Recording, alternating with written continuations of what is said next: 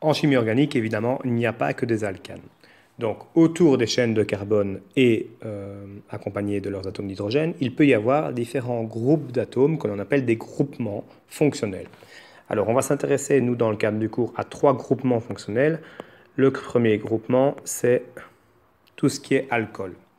Eh bien, le groupement caractéristique des alcools, c'est quand vous aurez un atome de carbone qui est relié à un groupement OH. Quand vous avez un OH, ça veut dire que vous avez un alcool. Le deuxième groupement, c'est ce qu'on appelle les acides carboxyliques.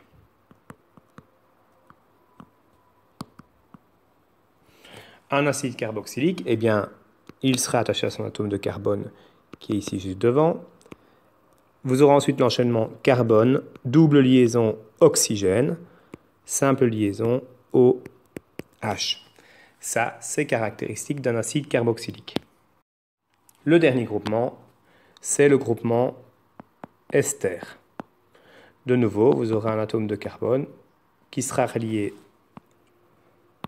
à un carbone, avec de nouveau une double liaison oxygène, une simple liaison de nouveau oxygène. Donc ça ressemble très très fort, comme on le peut voir, à l'acide carboxylique.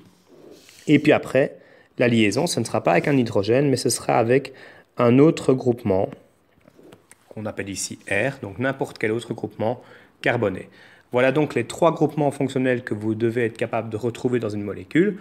Alcool, c'est quand vous avez l'enchaînement OH, acide carboxylique COOH, et ester, COO, et puis de nouveau un groupement carboné.